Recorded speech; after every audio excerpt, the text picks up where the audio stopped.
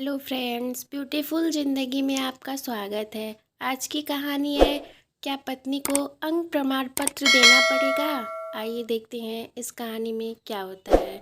सूरज एक बहुत ही रईस घर का लड़का था। उसे कभी भी किसी चीज़ की कोई कमी नहीं होती थी। गरीबी उससे कोसों दूर थी। अमीरी की शानो शौकत में सूरज गलत रास्ते पर चलने लगा। जो भी उसकी सच्चाई जानता था, सूरज उसे जान से मार देता था। सूरज अपने परिवार की नज़र में बहुत ही शरीफ बनकर रहता था। परिवार में कोई भी उसकी सच्चाई नहीं जानता था। एक दिन उसकी माँ शादी समारोह में जाती है। वहाँ उसे एक लड़की पसंद आ जाती है जिसका नाम रागिनी था।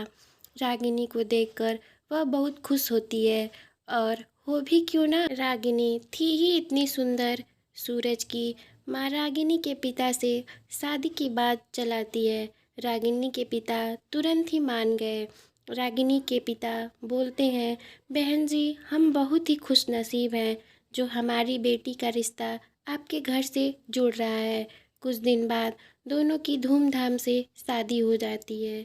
रागिनी अपने ससुराल आती है। रागिनी को देखकर सब लोग बहुत खुश होते हैं। सास तो कहती है, रागिनी, तुम मेरी बहू नहीं बेटी हो। लेकिन सूरज इस शादी से खुश नहीं रहता है। सूरज मन ही मन सोचता है, क्या रागिनी का चरित्र पाक साफ है। वह अपनी सुहाग रात के दिन होटल में किसी लड़की के साथ रात गुजारता है, और घर पर सबसे यह कहकर जाता है कि किसी ज़रूरी काम से बाहर जा रहा हूँ। उसका यह काम कोई नहीं जानता था, लेकिन उसके इस गलत कामों पर कोई ध्यान नहीं देता था। उधर रागिनी सोचती है कि सूरज दिन भर घर पे ही रहता है, फिर भी मेरे पास नहीं बैठता, और जैसे ही रात होती है ज़रूरी काम से बाहर जा रहा हूँ बोलकर निकल जाता है।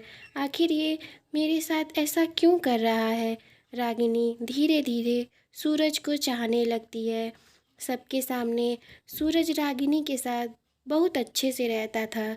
एक दिन सूरज हॉल में बैठे बैठे ये सोचने लगता है कि किसी तरह से रागिनी के चरित्र का टेस्ट करवा लेता तो मुझे ये साफ साफ पता चल जाता कि रागिनी का शादी से पहले किसी के साथ शारीरिक संबंध तो नहीं था। वह एक डॉक्टर से इस बारे में बात करता है तो डॉक्टर सीधे सीधे मना कर देता है।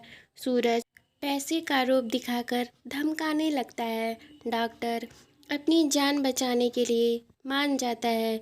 उधर सूरज किसी तरह रागिनी को घुमाने के बहाने घर से बाहर ले जाता है। हॉस्पिटल में जाते ही रागिनी सवाल पे सवाल करने लगती है। किसी तरह उसे वे बहलाकर ब्लड टेस्ट करने को दे देता है, और दोनों घूम घाम के घर वापस आ जाते हैं। रागिनी मन ही मन सोचती है कि सूरज एक बहुत ही अच्छा पति है।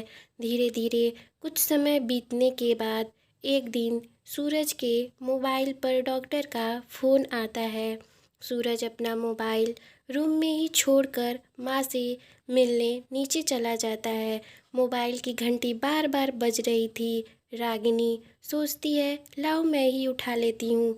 रागिनी फ़ोन उठाती है, तभी उधर से आवाज़ आती है कि सूरज जी, आपने जो रागिनी जी का टेस्ट करवाया था वह निगेटिव निकला। रागिनी जी का शादी से पहले किसी के साथ शारीरिक संबंध नहीं था। यह सुनकर रागिनी सन्न रह जाती है और मन ही मन कहने लगती है कि जिससे मैंने इतना प्यार किया उसने ही मुझ पर भरोसा नहीं किया। अच्छा, तो इसलिए ये मेरे साथ एक पति की तरह नहीं रहते थे। रागिनी अंदर से एकदम टूट जाती है, लेकिन हिम्मत नहीं हारती। एक तरफ रागिनी ये भी सोचती है कि आखिर ये रोज़ रात को कहाँ जाते हैं, इस बात का पता मैं लगा कर ही रहूँगी। मोबाइल से डॉक्टर का नंबर डिलीट कर टेबल पर रख देती है, और सूरज के सामने ऐसी रहती थी जैसे कुछ हुआ ही नहीं। एक दिन रात के 9 बजे उसकी सहेली रीता का फ़ोन आता है। रागिनी तेरे पति यहाँ होटल में एक लड़की के साथ दिखे मुझे। क्या हुआ? सब ठीक तो है ना तेरे और सूरज के बीच? रागिनी रीता से कहती है। वो दरअसल मेरी ननद ठहरी हुई हैं होटल में, उन्हीं से मिलने गए हैं सूरज। रीता अच्छा, तू नहीं आई? रागिनी कहती है नहीं, मेरी तबीयत कुछ ठीक नहीं थी, इसलिए नहीं जा पाई। रीता अच्छा ठीक है, बाय, बहुत रात हो गई है, सो जा। रागिनी कहती है ओके बाय। सूरज की सच्चाई रागिनी ने रीता से तो छुपा लिया, लेकिन घर वालों से नहीं। पूरे घर वालों को रागिनी अपने साथ होटल ले जाती है और सूरज के करतूतों से रूबरू करवाती है।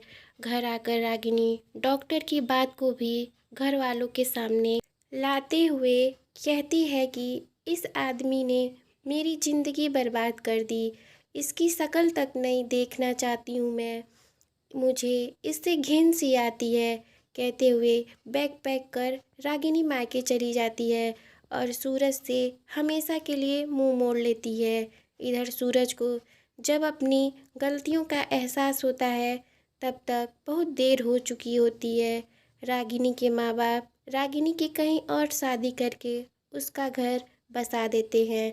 सूरज को अपनी ज़िंदगी में रोने के अलावा कुछ भी नहीं रह जाता।